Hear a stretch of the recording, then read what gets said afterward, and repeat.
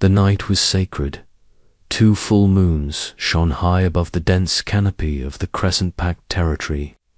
They gleamed like silver eyes, watching from beyond the veil. Elders whispered, it was an omen twin moons, once every 5 centuries. Some saw blessings, others curses. In the healer's den, chaos and anticipation brewed like storm clouds. Sweat trickled down the healer's temple as she worked tirelessly. They're coming, both of them, she muttered, reaching for another. Cloth soaked in lavender water outside. The Alpha paced like a wolf caged. Ezra Hale, Alpha of the Crescent Pack, had never looked so unsure. His hand trembled slightly as he clenched and unclenched it, listening to the pained cries of his mate, Luna Eliana. Ezra, came a calming voice beside him. Beta Reese stood tall, arms crossed, watching his Alpha with quiet loyalty. She's strong, and the moons. He looked upward, frowning slightly. They're rare. You know what the elders say. I know, Ezra snapped, then sighed. I just want them born safe.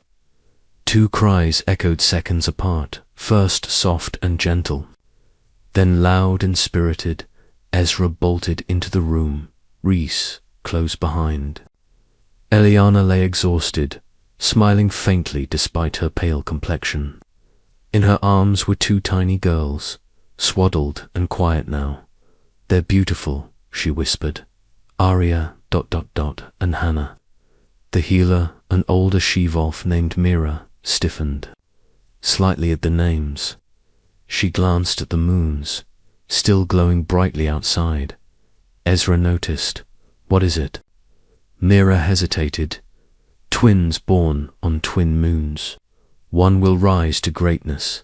The other, her voice lowered. The other may bring the curse. Ezra growled low in his throat. Enough. They are mine. They are crescent blood. No child of mine is cursed. But the whisper had already taken root. And in the shadows outside, wolves began to talk.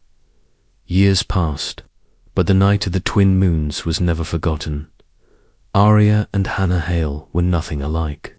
From the moment they could walk, their differences were stark. Hannah was sunshine, running through the training fields, always the first to volunteer when a warrior passed by. The pack adored her. Even strangers who visited the Crescent grounds commented on her bright aura. Aria was quieter. She preferred books and silence and moonlight. She watched the world rather than joined it, while Hannah thrived at the center of attention. Aria seemed to live in the corners of the room, present but overlooked. I don't get it, Hannah huffed one afternoon as they sat beneath the ancient moon tree. Why don't you want to train with the rest of us? Aria plucked at the grass. Because I don't like the way they look at me. Like what? Like I'm wrong. Like I shouldn't be here. Hannah's brows knit. That's stupid. You're my sister.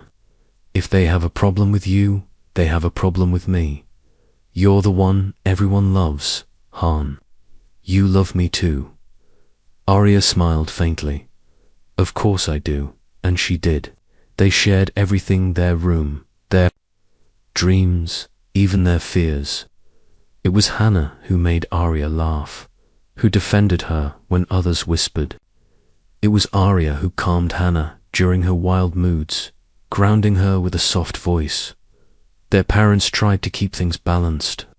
Ileana spent hours reading with Aria, and Ezra took both girls hunting.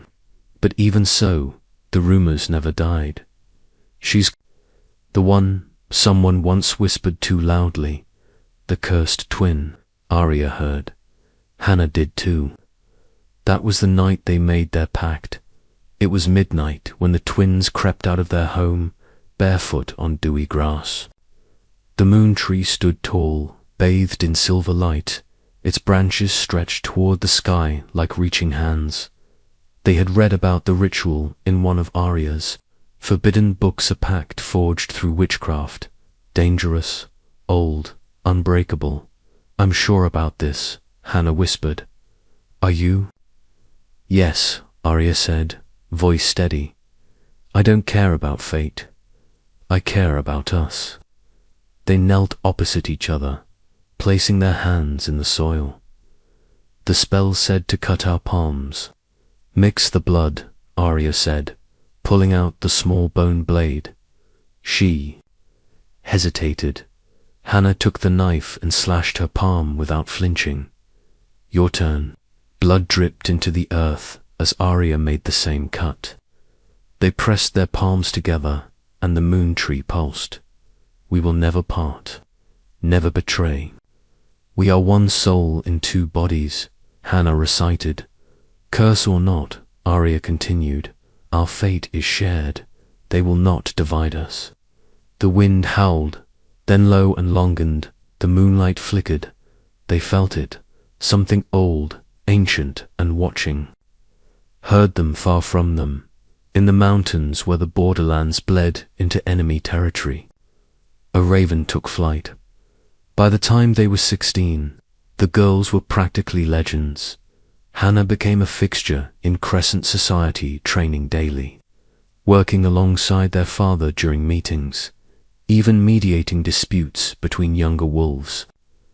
Many saw her as the Pact's next Luna, though Ezra had not yet chosen a successor. She's a natural leader, Beta Reese once told Eliana. The wolves would follow her now if they could, and Aria, she stayed away. By choice, mostly. She roamed the woods, gathering herbs with healer Mira, her once suspicious gaze now softer with time. You see what others miss, Mira told her once, handing her a rare root. There's strength in that child, but the whispers remained. Wolves moved aside in the mess hall. Unmated males never spared her a glance. Aria didn't mind not outwardly, she preferred silence anyway. But sometimes she caught her reflection and wondered if the shadows clinging to her weren't just in others' minds. She's the cursed one. I heard her wolf never shifted fully. They say she talks to the dead. It was nonsense. Aria had shifted quietly on her 13th birthday. Her wolf was slender and fast, with silver-grey fur like fog. But it wasn't flashy. It didn't roar, and that, somehow, made her strange. Hannah knew the things they said, but she couldn't stop them all. One evening, as they sat outside watching, the moons rise again, Aria finally asked, do you ever wonder which one of us the prophecy meant? Hannah looked at her. No, not even once. I don't care what it meant. I chose you. That's the only fate I need. And Aria believed her. For a while, their 18th birthday arrived with a flourish. The Crescent Pack was alive with celebration, not only for the twins, but for the coronation of Alpha Elias, the son of Alpha Rogar of the Emberman Pack. The alliance was strategic. The ceremony, extravagant dot wolves, came from across the territories. Tents sprawled across the clearing. Fires burned all night. The air buzzed with anticipation, excitement, and the heavy scent of destiny. Aria kept close to the shadows, clutching a thin shawl around her shoulders. Her wolf stirred restless, unsettled. Hannah was radiant. Her golden hair was braided with silver threads, her white dress catching firelight with every spin. Males flocked around her, trying to impress, to flirt, to make her laugh. I hate this, Aria muttered to Myra, who stood beside her sipping tea. You always do, the old healer chuckled. But then it happened. Hannah stopped mid-laugh. Her smile froze. Her eyes flicked to the far end of the crowd. A tall young man stood there, broad shoulders, raven black hair, eyes like frostbite. The new Alpha, Elias. Their eyes met, and the world shifted. Oh moon, Hannah whispered, breath catching. It's him. Aria watched her sister walk forward, as if pulled by an invisible thread. She didn't cry. She didn't scream. She didn't feel jealous. She just smiled. "She be Luna," Aria whispered, as Myra looked at her. She was always meant to be, but as the night grew cold and the celebration turned to feasting, Aria felt a tug in her chest, a scent, sharp, wild, familiar and yet terrifying. She turned and met the gaze of a man standing across the fire. Pit, he was watching her like a wolf, starved. The symbol on his chest was unmistakable, a black crescent. Slashed in red dot, he was from Bloodveil Pack, a rival, an enemy, her mate. Preparations for Alpha Ilias's coronation began at dawn the next day. Despite Crescent and Bloodveil Packs being historical enemies, their temporary truce had created an uneasy peace. At least on the surface, inside the Crescent Pack's great hall, wolves bustled with decorations and offerings, the air rich with spices and tension. Ezra Hale stood at the head of the table, flanked by Beta Reese and his wife, Ellie. Hannah sat to the right of her father, her eyes flickering every so often to the tall figure of Elias standing by the window, his arms crossed as he observed crescent wolves moving through the courtyard. "I don't trust him," Reese muttered, leaning in to Ezra. "He's young, too calm for someone who came from a pack built on blood." Ezra's jaw tensed. "He hasn't made a move yet." Yet, Reese repeated pointedly. Across the room, Hannah clutched a cup of berry wine, her hands trembling slightly. Aria noticed. "You didn't sleep," she said softly, stepping beside her twin. Hannah looked startled, then gave a sheepish smile. "You felt it too, didn't you?" "The bond," Aria's voice was flat. "It hit you first." Hannah's blush deepened. "I wasn't expecting him. He's your mate, Han." Aria reached for her hand. "You were always meant to be Luna. Maybe it's fate finally making sense." Hannah squeezed her fingers tightly. "You mean that?" "I do." But even as she said the words, Aria felt that sharp tug again, like a string, tied to her chest, pulling her in the opposite direction. He was here, watching, and he wasn't leaving. His name was Cade Blackthorn, Alpha of the Bloodveil Pack. He was Ilias's Alibert, not his blood. Bloodveil and Emberman were separate entities, bonded by necessity more than loyalty. And now, it seemed, by fate. "You're her mate?" Ezra asked, disbelief coating every syllable. He stood tall, flanked by Ileana and Mira, who had come upon Aria and Cade speaking in the moon garden. Cade didn't flinch. "Yes." Aria stood beside him, arms crossed, her shoulders rigid with tension. Ileana stepped forward, protective. "You will reject her." "No," Cade replied simply. Ezra growled. "You expect me to allow my daughter to be mated to a war-hardened alpha from the pack that murdered our kin?" Cade's eyes narrowed. "And how many of my kin did yours slaughter? Let's not pretend your hands are clean, Alpha Hale." Aria stepped between them. "Enough," she said, and all eyes turned to her. "I'm not a bargaining chip.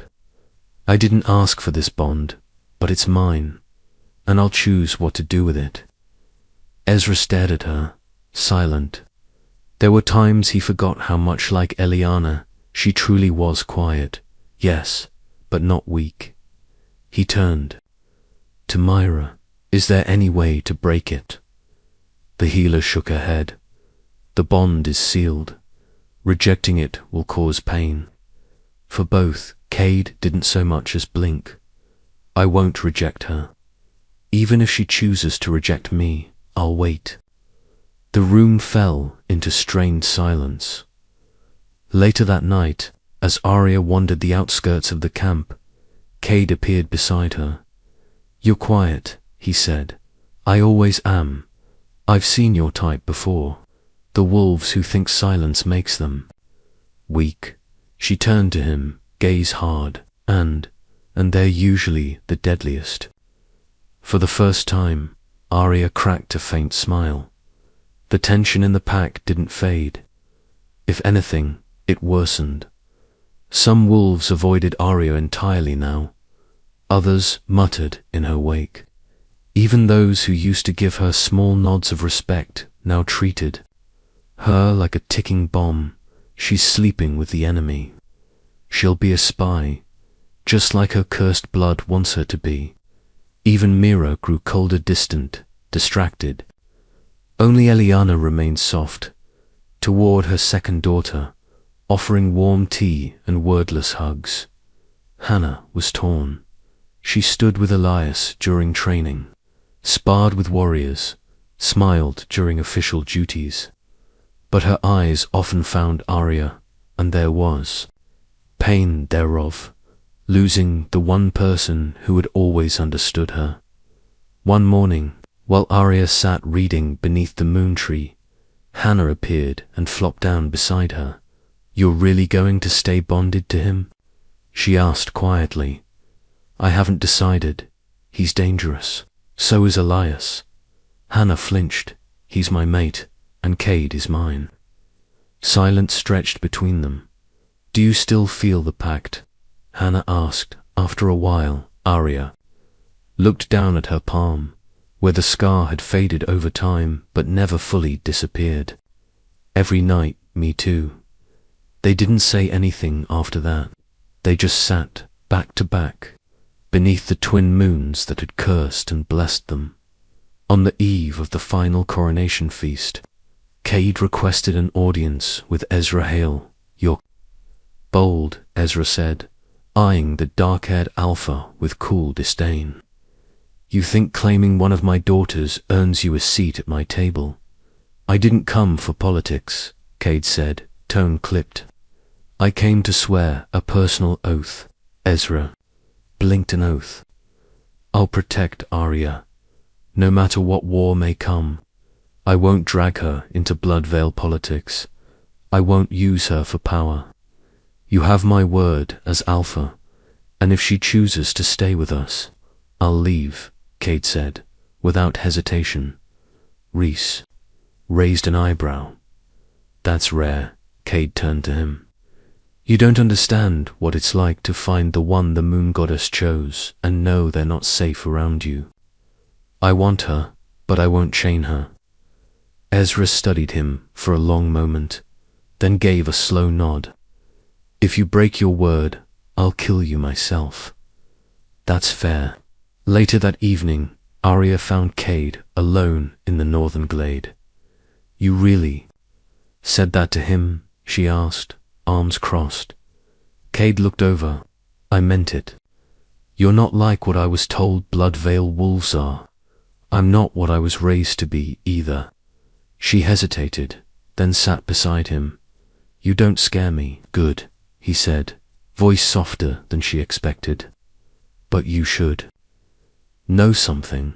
"What?" "There's a storm coming, Aria. Your pack has secrets, old ones. If you stay here, you'll be right in the middle of it." Aria frowned. "What kind of secrets?" "I don't know yet," Cade admitted, "but I intend to find out." The coronation was everything Crescent tradition demanded: lavish, long, ceremonial.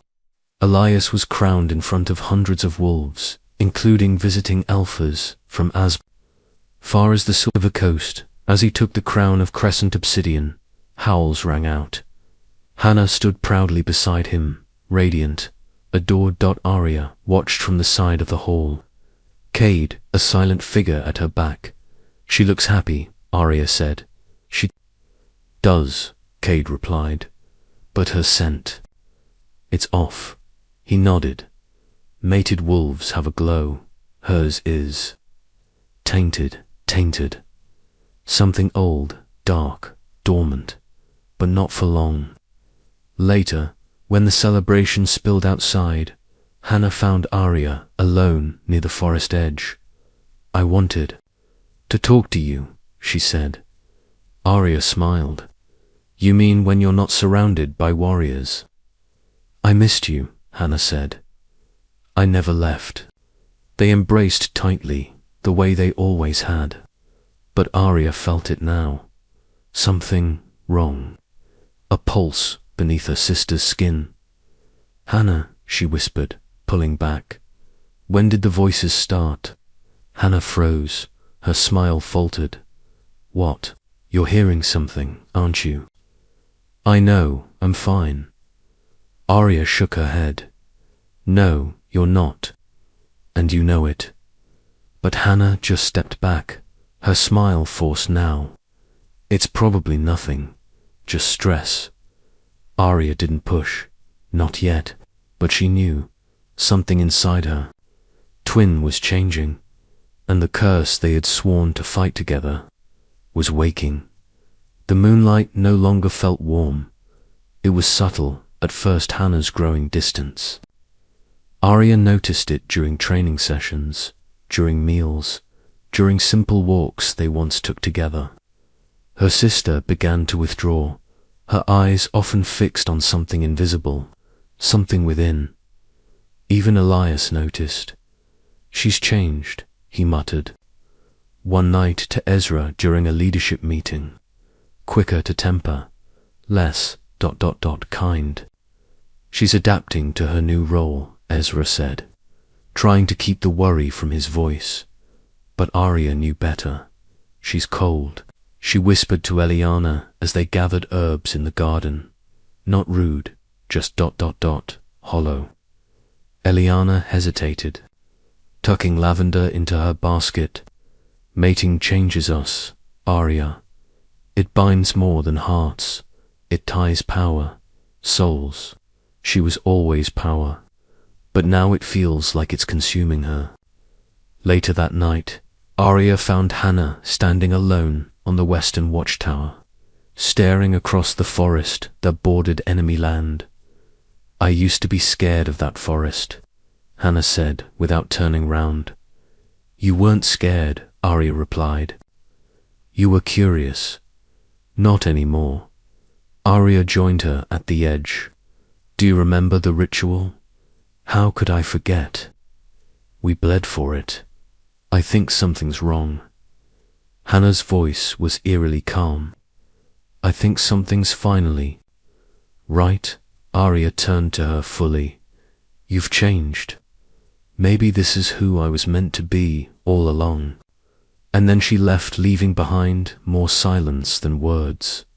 Storm clouds gathered overhead, and for once it wasn't metaphorical. Tensions between Crescent and Bloodvale began to rise again. A border skirmish ended with 2 warriors, dead one. From each side, the truce trembled, hanging by threads spun from Hannah and Elias's union. Ezra called for a closed war council. Reese stood at his side, Myra seated at the far end. Lips pursed in thought. "Eliminate scouts along the border," Elias said, voice clipped. "Bloodvale claims the kills were root-related. We know better."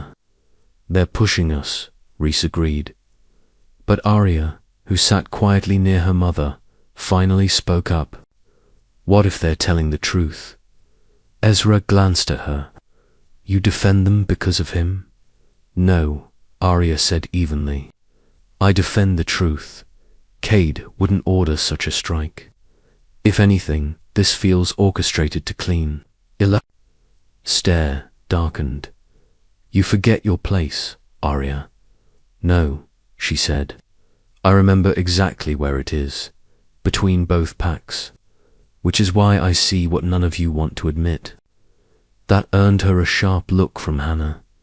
Later, outside the council room, Hannah pulled her aside. "You're too close to him. I'm not your enemy, Han." "You could be," Hannah said, too softly. There was something unrecognizable in her sister's expression, edge Aria had never seen before. "You don't mean that." Maybe I do. The first crack in their pact, small but deep, had formed. Aria chose to leave for Bloodvale. Ezra was furious. You will not walk into the arms of our enemy while I still draw breath. You'd rather I wait until war erupts and both packs bleed again, she snapped back. Rhys stepped between them, holding out a hand. Ezra, let her go. She might be our only way to stop what's coming. Eliana, silent until now, placed a soft hand on Ezra's arm. Let her try, and so Aria left. No escort, no protection. Only her wolf, lean and quiet, slipped through. The forest toward the one person who might still offer truth. Cade met her at the border, arms folded. I didn't expect you. You said there were secrets. There are, he said grimly. Too many. He took her to his dense, simple, efficient, nothing like crescent packs, carved stone elegance. Warriors watched her closely, unsure of this quiet girl with crescent blood. She ignored them. Over the next few days, Cade showed her the old scrolls, records dating back centuries, war treaties, broken promises, ancestral lines. They started it, she whispered one night, holding a tattered scroll. The crescent, Alpha of 2 centuries ago, broke an alliance for land. That betrayal started the blood feud, and no one knows. They know, Cade said bitterly. They just don't care. That night, Aria stared at the moons and felt something shift inside her. Truth wasn't peace, it was a blade. Back at Crescent Pack, Hannah grew more distant hand, more powerful. She trained longer hours, commanded more than Elias did. When warriors hesitated, they turned to her. She's acting like the Alpha, Myra murmured to Ileana one afternoon. Not the Luna. She's stepping into her strength, Ileana replied. But even she didn't sound convinced. Elias didn't question her at least, not out loud. But late at night, he confided in Rhys. She doesn't sleep. She walks the halls at midnight, talks to herself. What does she say?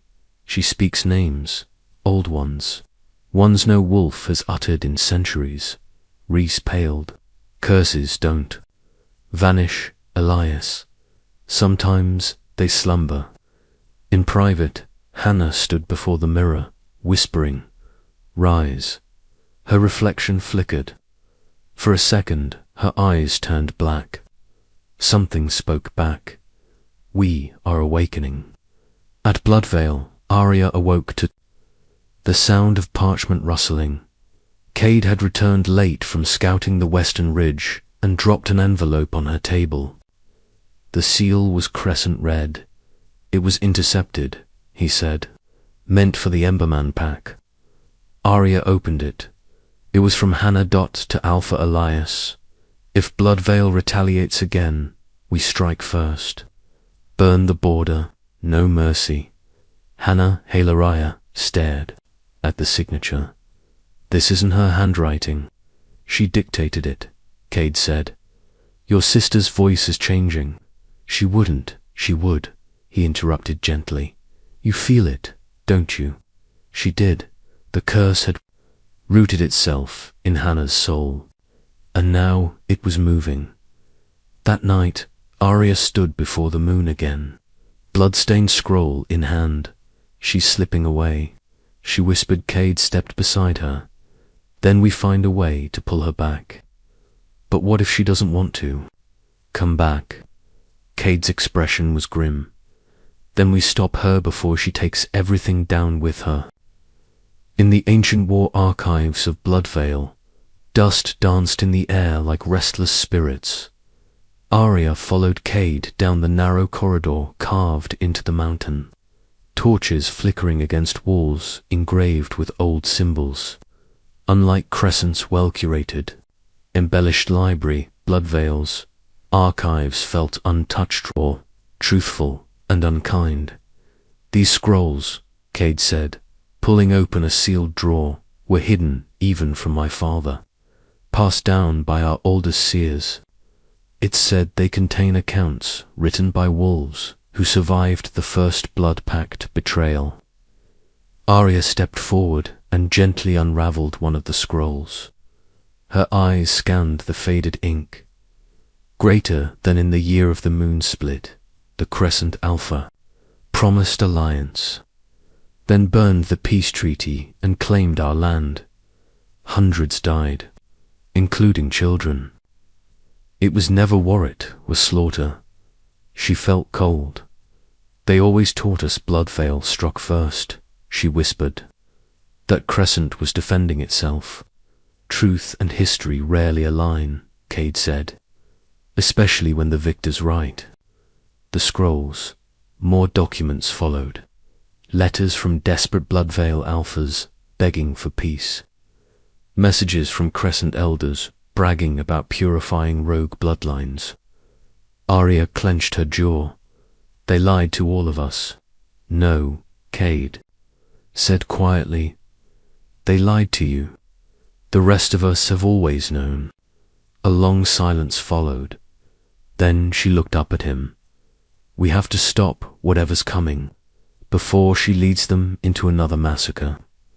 A storm rolled over the valley as Aria and Cade rode north to visit an outcast, a rogue witch who once served the Moon Temple before it burned during the war. Cade was cautious, but Aria insisted. The witch called Malin had knowledge no one else dared speak of. The hut was barely more than stone and moss. Smoke curled lazily from its crooked chimney. Crows circled above. Leave your pride outside, Malin croaked as they stepped in. I don't feed egos. The inside smelled of ash, herbs, and secrets. I came for answers, Aria said without hesitation. About the curse. About my sister. Malin studied her. The quiet one. You've always felt it, haven't you? The pull, the price. What price? Malin leaned forward, eyes milky. The curse doesn't choose blindly. It's tied to prophecy, but it's also fed by desire, hunger, want. She turned toward Cade. The mate bond may anchor her, but it cannot protect her. Aria gritted her teeth. Tell me what I need to know. Malin reached into a crate and pulled out a withered parchment. Greater than twin, born of moonlight and marrow. One shall rise in bloom, one shall bloom in fire. It was never about which twin was good or bad, Malin murmured. The curse lies in choice. One sister was always destined to bring change, the other chaos. But the twist is, we chose which path. Aria finished, breath shallow. Malin smiled, revealing cracked teeth. Exactly what happens if I try to break the bond again? Aria asked. The pact you made as children is ancient, witch-woven. It will protect you until it doesn't. Aria swallowed. The curse wasn't something that just happened to Hannah. It was something that grew from within her. When Aria returned to Crescent Lands, the gates nearly didn't open. You've been gone too long, growled Nolan, one of the Crescent border guards. She's still holy blood, Rhys said, appearing just in time, barely. Nolan muttered. Aria walked into a different Crescent, pactants, militant, heavy. The warmth that once thrived in the courtyards was gone. The wolves no longer laughed. They trained, they watched, and they obeyed. Elias greeted her with cool politeness. Back from your soul-searching.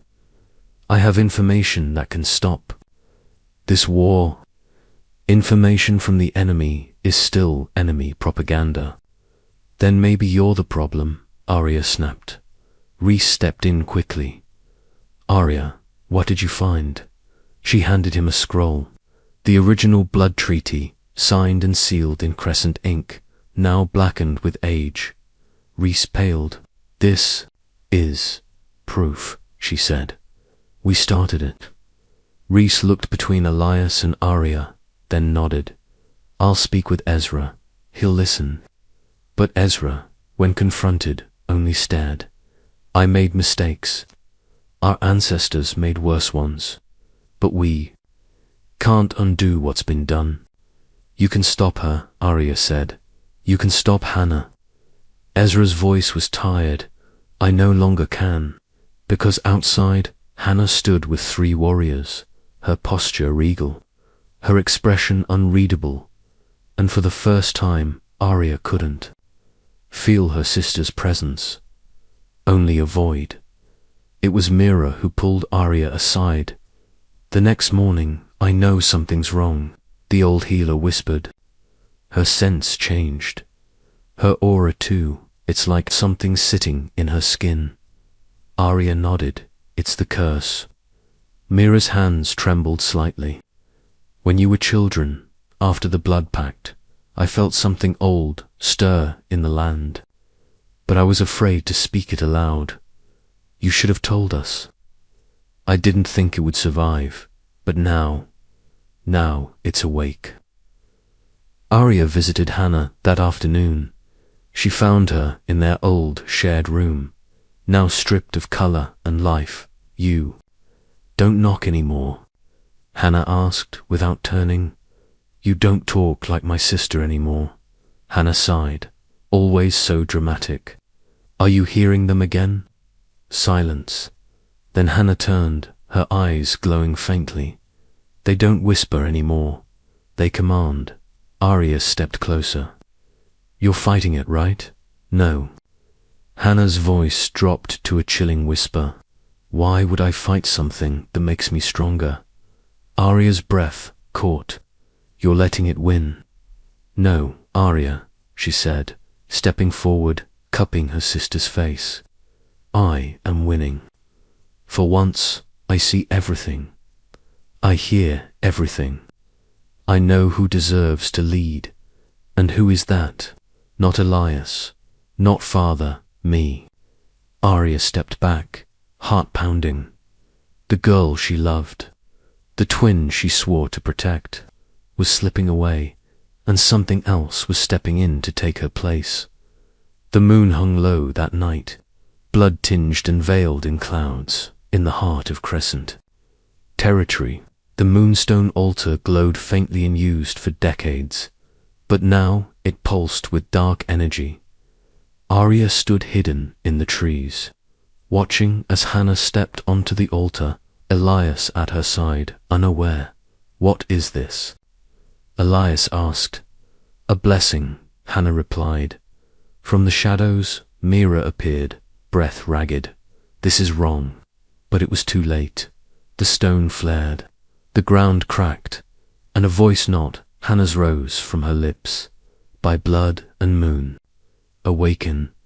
Let the curse claim its throne." Elias fell to his knees, gasping. Myra screamed. Hannah's eyes turned entirely black. Aria bolted from her hiding place, throwing herself between her sister and the altar. "Hannah, stop. You don't know what you're doing." But the figure before her only smiled. "No longer, Hannah, not fully. I know exactly what I'm doing." With a wave of her hand, the ground shattered, and a wave of dark energy surged outward. Trees withered. The sky cracked with thunder. The curse had fully awakened, and it wore her sister's face. Aria sat outside the healer's hut, her palms scraped. From clawing through the ruined altar grove, her mind reeling, the land had stilled, but only because it was holding its breath.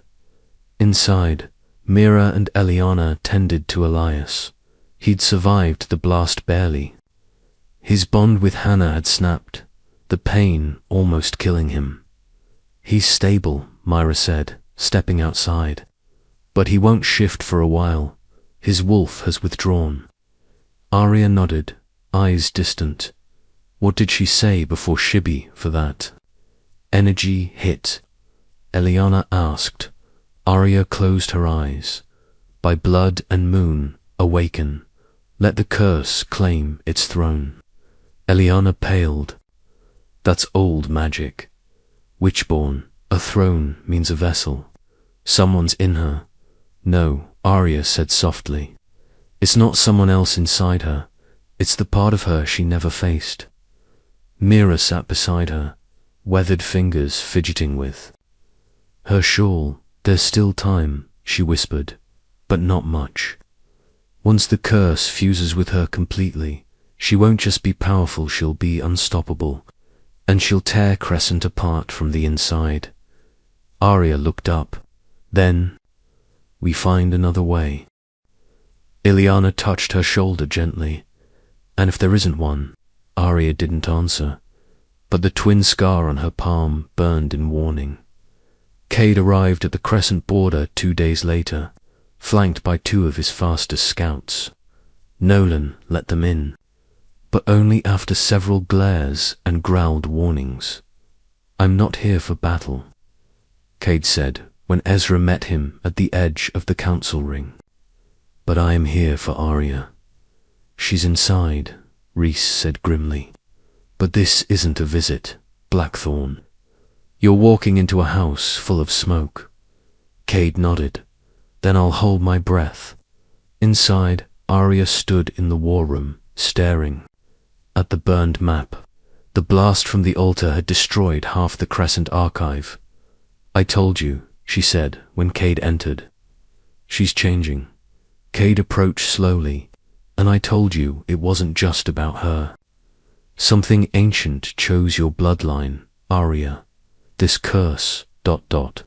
It's a seed, and it grew in Hannah because she let it. Then why not me? She asked quietly. Cade stared at her. Because you resisted. She didn't know if that made her stronger or more cursed herself. Reese stepped in, voice urgent. Scouts from the West report movement. Wolves in black armor. Hannah's ordered raids on rogue camps. Not for defense, for domination. Aria stiffened. She's building her own army. Cade looked at Aria. If you want to stop her, we need to move now, before she claims something she can't give back. Ezra growled low. You mean Crescent? No, Cade said. I mean the wolves' loyalty. Because if Hannah took the hearts of the pack, their bodies would follow, and war wouldn't need to be declared. It would begin with a howl in the dead of night. Aria and Cade slipped into the eastern woods, following Myra's map toward a hidden grove known only in Crescent folklore, the Bone Tree. Old Crescent warriors were buried here, Cade murmured. I've heard whispers about this place. Rituals, binding spells. They said the original curse was buried with the first seer who saw it. They found the tree half buried in vines, bone-white bark rising like twisted antlers toward the sky. The air was still, watching. She's been here, Aria said, running her fingers along the trunk. How do you know? Because the tree remembers. She pointed to a scorch mark along the roots. Fire magic. She tried to unlock something. In the center of the grove lay an old stone altar, cracked down the middle. A blood-stained moonstone rested in its center. She's using the stones, Aria whispered, just like the one at the altar. Cade crouched beside it. They're amplifiers. For someone like Hannah, it's like lighting a wildfire in dry woods. But why here? Because this is where the pact was first made, came a voice behind them. Aria and Cade turned sharply. It was Malin. The old witch stepped into the clearing, her staff clicking against rock and root. I followed her here, Malin said. She didn't see me, but I saw what she did. What did she do? Aria asked. She called the spirit of the first cursed one, bound it, fed it. She's preparing to awaken it fully. Aria's throat tightened. And then what? Melon's eyes gleamed. Then the pack won't matter. Sister or not, she'll be a god in wolf's skin. When Aria returned to Crescent, the village was unrecognizable. Wolves trained in silence. Children were ushered indoors.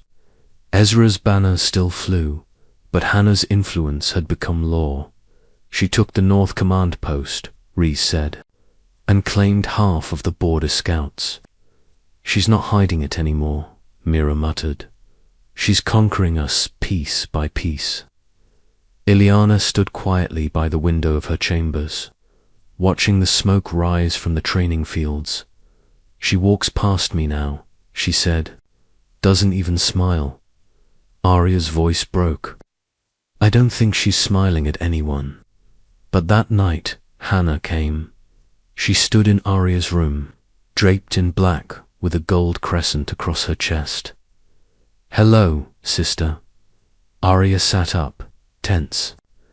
I didn't think you'd come here again. I wanted to talk, before you force my hand. I haven't done anything to you. You've resisted me, Hannah said, pacing slowly. That's worse. We made a pact, Aria. Remember?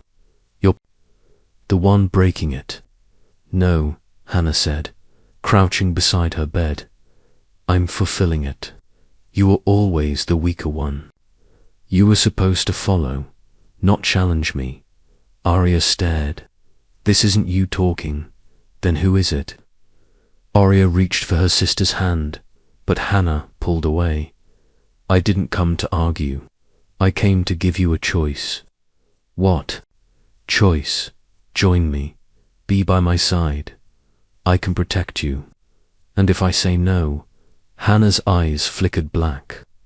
Then I'll break the bond myself, and you'll feel it tear. And just like that, she left. Aria's wolf whimpered inside her, because, if Hannah meant it, the pain of a severed twin bond would be worse than death. That morning, Aria stood beneath the moon tree, the one where the pact had been made all those years ago. Her fingers traced the carved initials, A+H. I don't know if I can save you, she whispered. Cade joined her, quiet as always. You still want to try? I have to. If I don't, then I'm part of the curse too. He took her hand. Whatever comes, I'll stand beside you. She smiled faintly, even if it means standing against her. Yes, they spent the rest of the day preparing. Malin returned with 2 protective spells, both requiring blood. Mira gave Aria an elixir to shield her from black magic's pull. Reese stood ready with a small force, willing to follow Aria, not Hannah, and Ileana gave her a dagger, forged from the same metal that made the crescent crowns. She said, use it wisely. That night, the sky was clear, and the moons, both of them, rose red. A warning and a promise, because in the next phase of the war, it wouldn't be just about Crescent or Bloodvale. It would be twin against twin. The air was sharp the morning Aria gathered with Reese and the wolves, still loyal to Crescent's original bloodline. They met in the southern ravine, deep in the shadows, far from Hannah's eyes. Cade stood beside Aria, silent as the grave. She's taken the eastern tower, Reese said, voice low, and rumor says she claimed the Alpha seat tonight. Ezra hasn't said a word since her visit. He's given up, Mira said, arriving with her satchel of herbs. He's watching his daughter become something monstrous, and he's frozen. He's still her father, Eliana murmured, and somewhere she's still our girl. Aria listened, silent, her fingers curled into fists. No, she finally said, she's not the same. She chose this. She wanted this. Cade stepped forward. Then what do we do? Aria looked to Mira. You said the bond is old magic. If I go through with the severing, what happens? Mira hesitated. You'll both feel it. Pain like death. Memory's gone. You'll forget the depth of the bond. Not all of it, but most. It could kill her, Rhys added.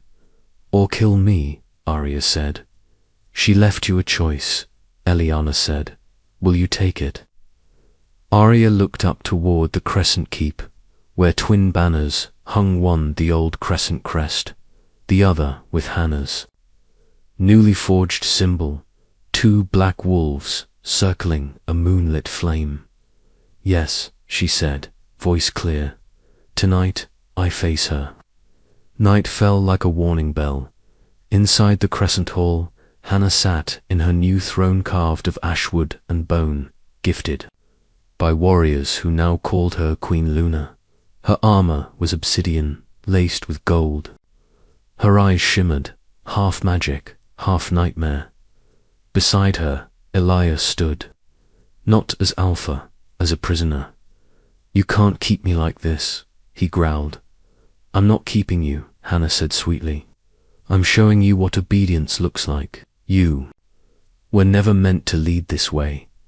And yet here I am. Across the hall, warriors knelt in silent allegiance. Even Myra's former apprentices stood behind Hannah, their heads bowed.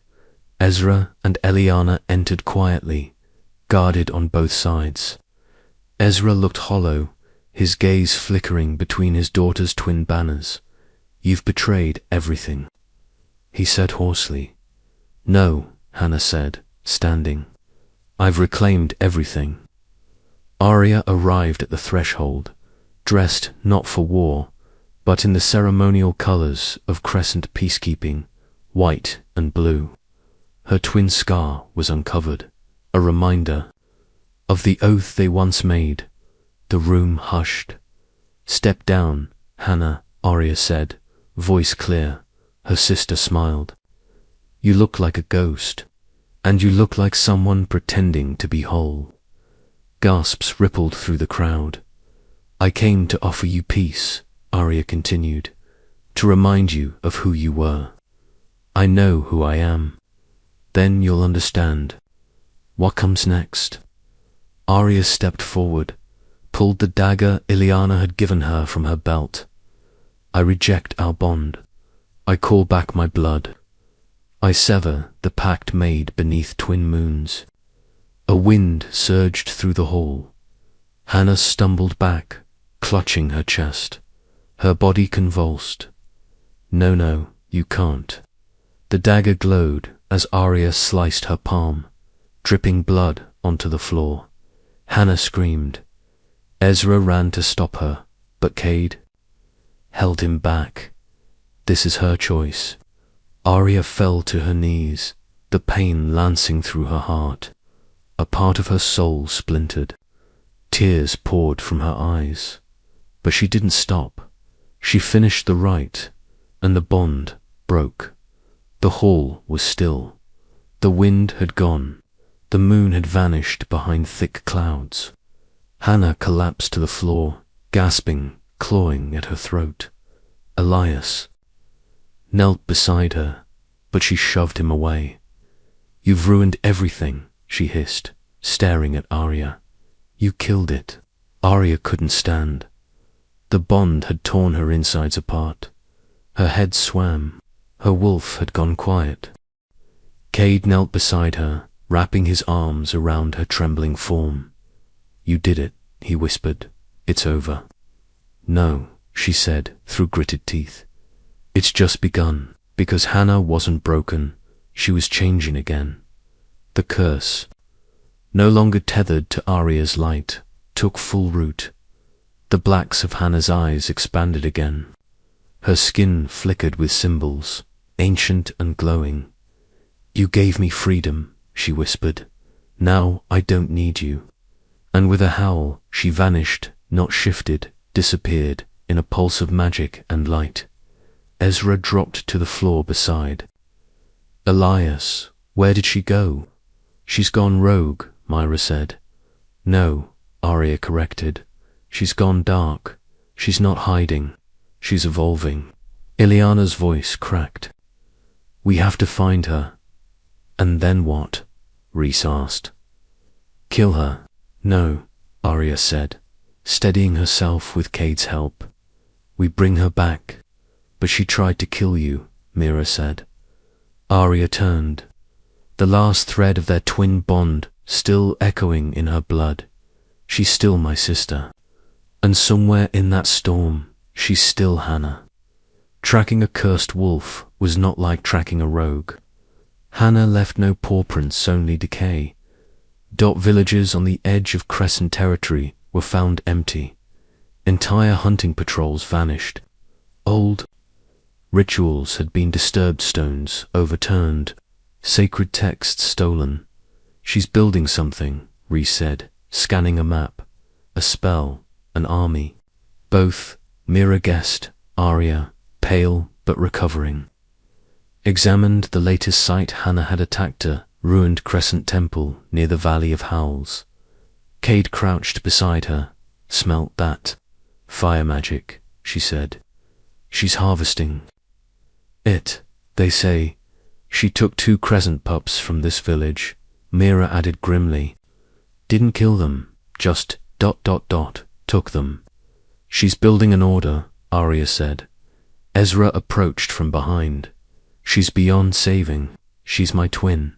She's our problem, Rhys said. And the pacts are watching. If we don't stop her soon, someone else will end. It won't be merciful. Ileana came forward, clutching a half-burned letter. She left this at the old Crescent moonstone. It was scrawled in dark ink. You wanted peace. But peace never belonged to girls like us. You severed the bond. Now I sever the world. Hannah Cade's jaw clenched. She's daring us to come. Aria nodded slowly. Then let's give her what she wants. The journey to the final known location, Ravenspire Ridge, took 2 days. Aria travelled with Cade, Myra, and Rhys. Ezra and Eliana remained behind to protect Crescent's core. The last time I saw this ridge, it was during a rogue hunt, Rhys said. It's cursed ground. Perfect for a cursed queen, Mira muttered. They reached the edge at sunset. Crows circled overhead. The air was too still. They dismounted and approached a crumbling stone bridge. Symbols lined the rock symbols. Aria recognized from the bone tree. She's close, Cade whispered. They crossed carefully, weapons drawn, at the summit. In a clearing of blackened earth, Hannah stood. Her hair whipped in the wind, her eyes alight with raw power. You came, she said. Aria stepped forward. You knew we would. Hannah laughed. Of course. You always were predictable. You don't have to do this, Aria pleaded. Whatever power you feel, whatever it's offering you, it lies. It offers truth, Hannah said, and I've accepted it. I don't need the pact. I don't need mates. I don't need you, but you do, Aria said. Because, deep down, you're still the girl who braided my hair and whispered secrets under moonlight. That girl is still inside you. For a moment, Hannah hesitated, but then her hand rose, and fire bloomed in her palm. No, she said, and the battle for her soul began. The ridge cracked underfoot. As Hannah raised her flame-wreathed hand, Aria stood motionless, her fingers trembling at her sides, not out of fear, but restraint. Cade shifted, stepping protectively between them. Move, Alpha, Hannah said coolly. Unless you want to burn. I've faced worse than fire, Cade replied, but I've never faced a heart that's decided to be cruel. Spare me the lectures. Behind Aria, Myra and Rhys flanked out, weapons drawn, though both hesitated.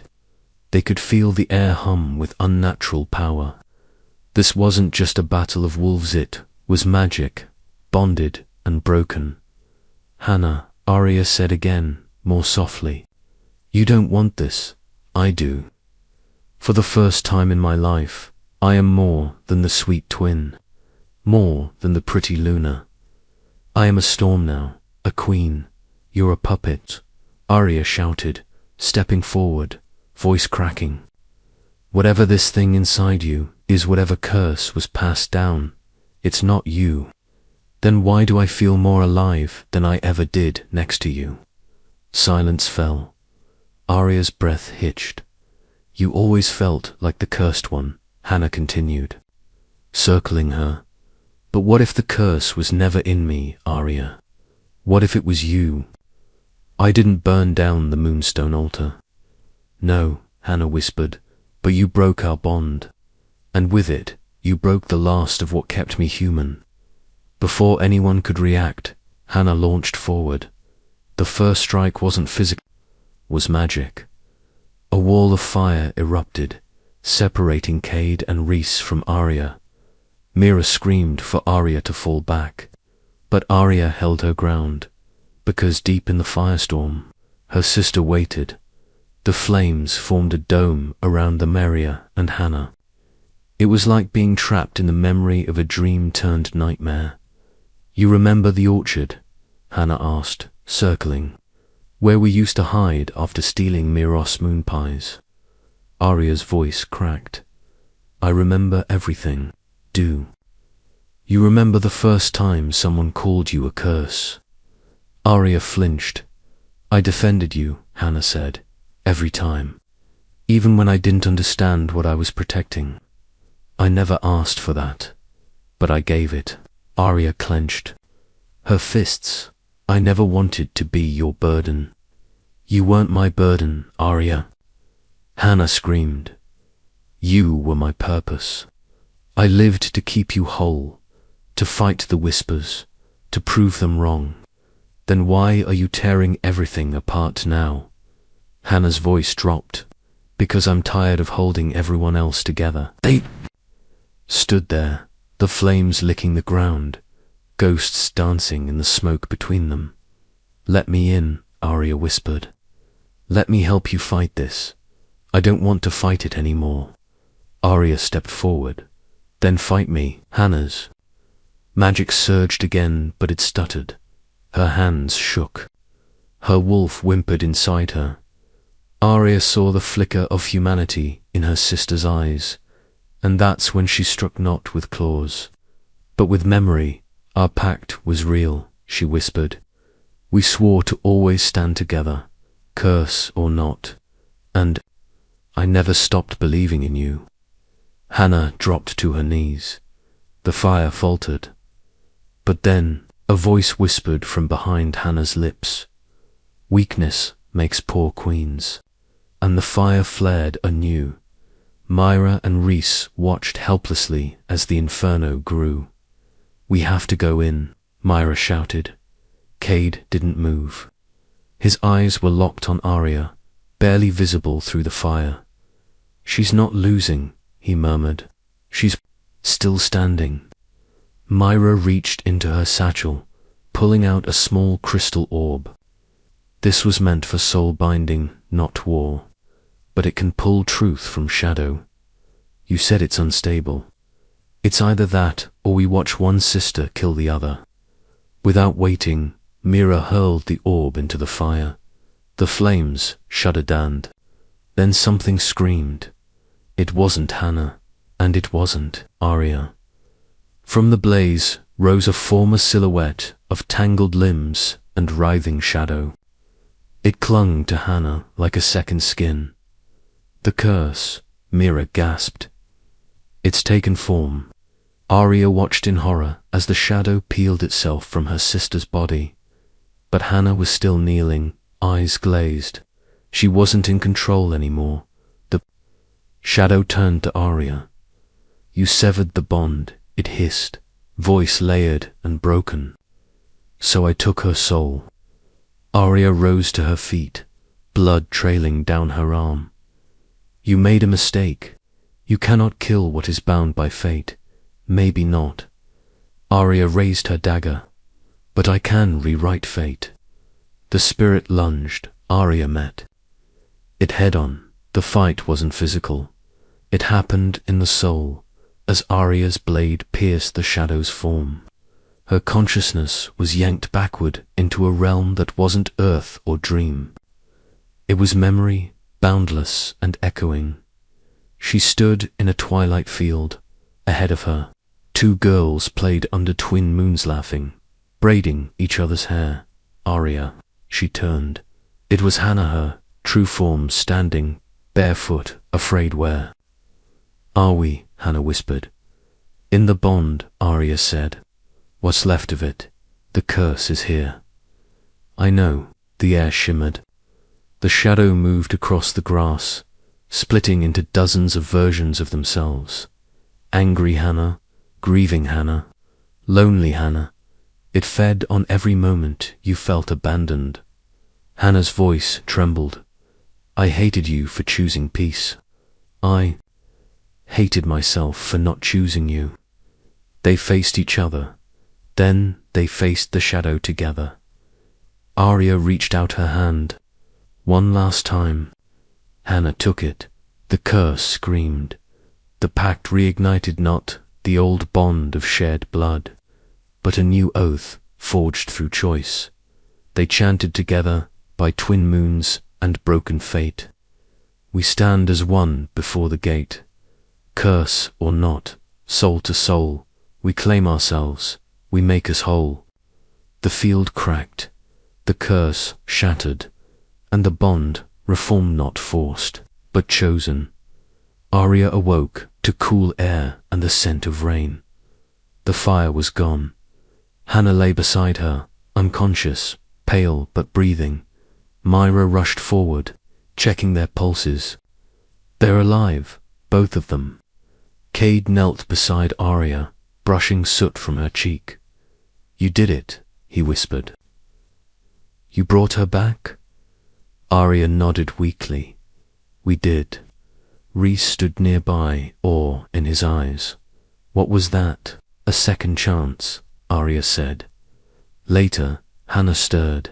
She opened her eyes slowly, blinking against the sunlight. Aria, I'm here. Hannah started to cry. I didn't mean to, ... I know. Their hands met, and this time, no sparks flew, no flames rose, just warmth. Ezra and Eliana arrived hours later. Ezra dropped to his knees and kissed both his daughters' foreheads. I thought I'd lost you both, he said. Eliana smiled through her tears. Maybe now the curse ends. No, Myra said softly. The curse doesn't end, but it sleeps, because they chose each other. And as dawn rose over Crescent, for the first time in weeks, there was peace. But Aria knew better. Peace was just a breath. The next storm would come, but this time, she and Hannah would face it together. The sun had not even touched the treetops when the council summoned Aria. She sat before Ezra, flanked by Rhys and Eliana, the others, Beta Kale, Gamma, Aldrich. Even Nolan stood behind in a half-circle. Ezra, once silent and broken, now bore the weight of a pack on his shoulders again. Aria glanced to the left, where Cade waited, arms crossed, face unreadable. And beside him, Hannah, still recovering, still quiet. She's not cursed anymore, Aria said, her voice firm. Then explain the scouts, Kale snapped. 3 Crescent border patrols vanished 2 nights ago. No blood, no sign of struggle. Just ... gone. That wasn't her, Aria said, but even she felt a knot in her gut. Eliana leaned forward. Then who? Mira stepped in from the doorway. It's not the curse.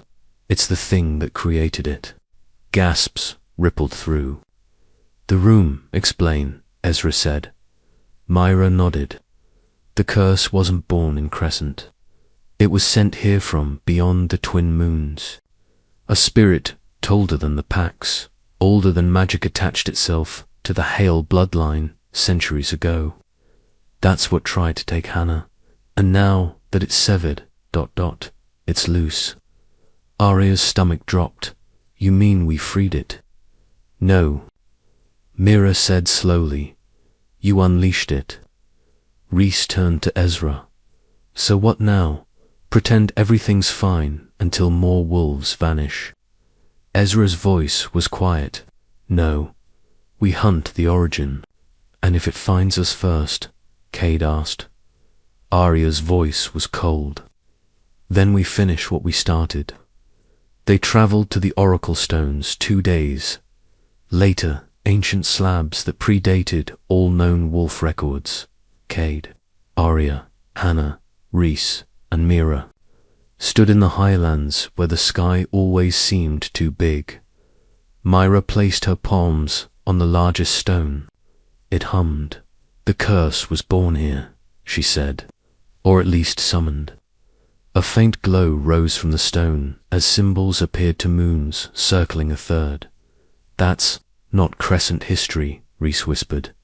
Because Crescent's history is a lie, Myra said. The twin moons didn't appear naturally. They were placed, mirrors of a third moon that once watched over a different world. Hannah stepped forward, quiet. You're saying we're not just cursed. I'm saying, Mira said, you're connected to something alien, something that didn't belong in this world. The Hale bloodline was chosen to hold it back. Over centuries, that purpose was forgotten. Twisted, Cade exhaled. That's why the curse clung to Hannah. Aria nodded slowly. And why I couldn't feel its full weight. Because I never invited it. But I did, Hannah said quietly. The stones pulsed again. Myra turned. There's more. The third moon, it's rising again. Aria blinked. That's not possible. It was sealed by the original seers. But with the curse no longer tethered to a vessel, the seal's weakening. What happens when it returns? Rhys asked. Myra's answer was simple. The world breaks. Back at Crescent, the pack stirred uneasily. Rumors of the third moon spread like wildfire. Some believed it was a gift. Others, especially the older wolves, saw it as a sign of doom. Aria watched the skies that night with Hannah, sitting outside the old Hale cabin, the one they'd grown up in. Now, it felt too small to hold all they'd become. You should lead, Aria said. Hannah turned to her, shocked. After everything, you understand the dark, and now you choose the light. The pack needs that. I almost destroyed them, but you didn't. You fought back. You chose us. Hannah looked at the sky. And if I fail again, then I'll be there to pull you back. They sat in silence until Hannah leaned into her shoulder. I don't want to be queen. You already are, Aria whispered, with or without the crown. Later, Hannah stepped into the central hall. Ezra stood with the elders. Silence fell. I don't want the alpha seat, she said. I want to serve Crescent, but not rule. It, then who will? Cale asked Dot. Aria stepped forward. I will, the room erupted. But Ezra raised a hand. She earned that right, he said. By truth, by fire, and by blood. The vote was held. Unanimous. Aria Hale was named. Crescent's alpha. They saw it first from the east. The night sky shimmered, then split. Like glass breaking, wolves howled in fear. Above the trees, a new celestial body appeared. Not a full moon, not quite solid, but watching Myra confirmed it in a trembling whisper. The third moon. And then came the sound, deep, ancient, hollow. A howl, not from any wolf, but something older, something hungry. That night, Cade pulled Aria aside. Bloodveil is mobilizing. Not against Crescent, but against whatever that thing is. We'll fight together, Aria said, as one. Cade hesitated. But if that moon is calling to bloodlines, she met his gaze. You think it'll try to claim me. I think it'll try to claim both of you. Later, in the packed square, Hannah approached the crowd. The sky above shimmered with that foreign glow. We've been living in lies, she said. Our curse was never ours alone, but our strength. That is. She extended her hand to Aria, and Crescent howled their agreement. That night, the twin moons flickered, and the third pulsed once. In the final days of peace, the pack prepared not for war, but survival. Alliances were reforged. Blood sent warriors. Even rogue wolves came from the west, bearing stories of nightmares walking under moonlight. Myra worked with Eliana and Cade to prepare enchantments that could shield the pack. Rhys began training new recruits, and Ezra remained as Aria's advisor. In the quiet before dawn, Aria walked the tree line with Hannah. I never thought we'd stand on the same side again, Aria admitted. Neither did I. Do you regret it? Letting it in. I regret needing to. They stopped beneath a twisted oak, the same tree where as girls they'd carved their initials. We're not those kids anymore, Hannah said. No, Aria said, but we still fight for them. A whisper echoed through the woods, then not. From a voice, but a presence. They both turned at once. A figure stood on the horizon, cloaked in shadow, eyes like galaxies, and behind it, the third moon glowed brighter. Hannah gripped Aria's hand. It's starting, and Aria answered, steady. As ever, then let it come. The figure stepped from the mist like it had always been part of the earth. It was not a wolf, nor fully human. Its features shimmered, constantly shifting between forms, male, female, ageless, ancient. Its eyes were black holes lined with stars. Aria and Hannah stood side by side, facing it beneath the half-lit sky where the third moon pulsed like a warning. Cade arrived behind them, sword drawn. Rhys flanked the other side with Myra, her staff glowing. The figure spoke, but the voice came from inside them. We remember you. Aria's chest tightened.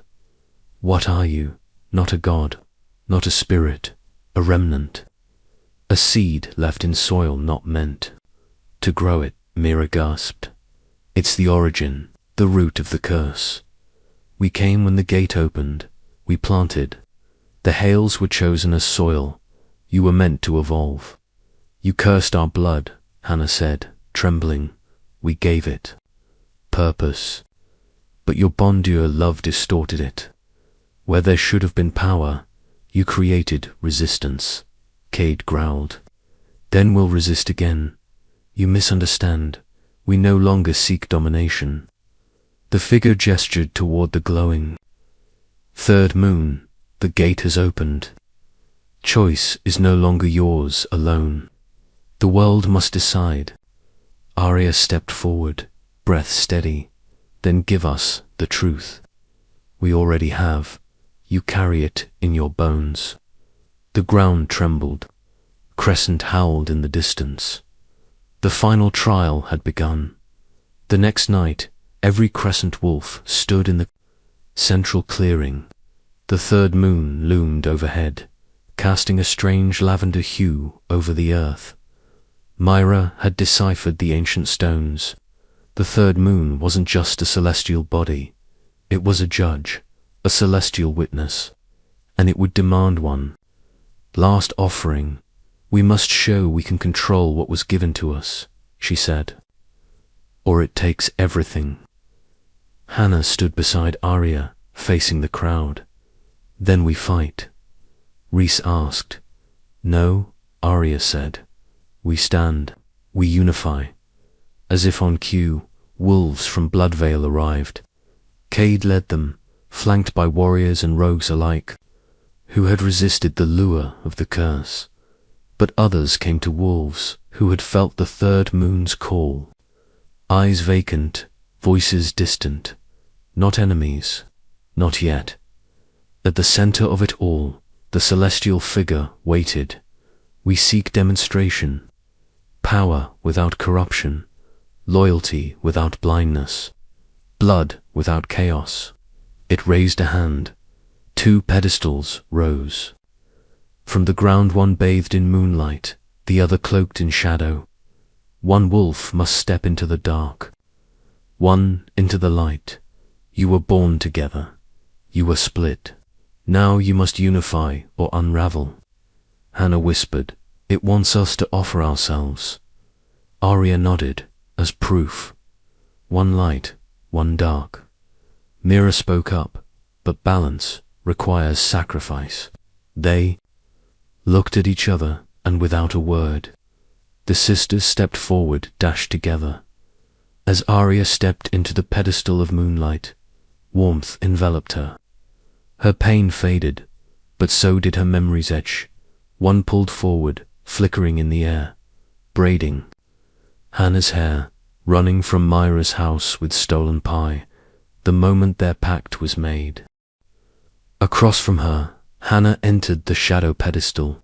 She gasped as the dark took root in her veins again. But this time, she didn't fight it. She controlled it. The celestial figure watched. Memory for strength, pain for vision. Will you share what made you whole? Yes, Aria whispered. Will you embrace what almost broke you? The voice asked Hannah.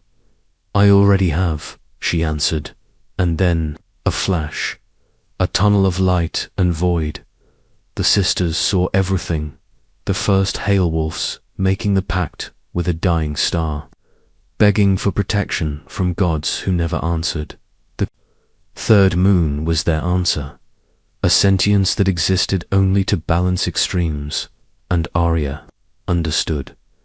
It had never been about a curse, it was about harmony. The moment they'd severed the bond, they invited chaos, but now they were forging a new one, not out of fear, but out of choice. They returned to the world, gasping, stumbling from the pedestals. The third moon dimmed slightly, still present, but no longer pulsing. The celestial being stared at them. You have done what your ancestors could not. You've chosen unity, not supremacy, not power but parity. It turned to the gathered wolves. Your world will not be cleansed, nor will it be consumed, but the third moon will remain ... as witness, as consequence. You will never forget again. With that, it turned to mist and disappeared into the sky. The third moon remained, but silent. Cade exhaled sharply and rushed to Aria, pulling her into his arms. I thought we'd lose you both. You almost did, Aria whispered. Reese walked to Hannah, offering her his arm. You okay? She shook her head with a broken smile. But I will be. Ezra stepped forward, eyes wet. You saved Crescent. No, Aria said, looking to Hannah. We healed it. Mira nodded solemnly, and that was the only way to break the curse, by remembering why it started. Weeks passed. The third moon remained a constant in the sky, a quiet watcher, a reminder of what had nearly broken the world. Aria ruled as Alpha, not with dominance, but empathy. Hannah stepped into a new role, not Luna, but Crescent's first Shadowkeeper, a guardian of knowledge and balance. Cade stayed by Aria's side, eventually asking her one quiet morning if she'd ever leave Crescent. Only if you come with me, she said. He smiled. Then I guess I'm staying. Ezra and Ileana retired from leadership fully, and Myra continued teaching the next generation, this time without the weight of secrets.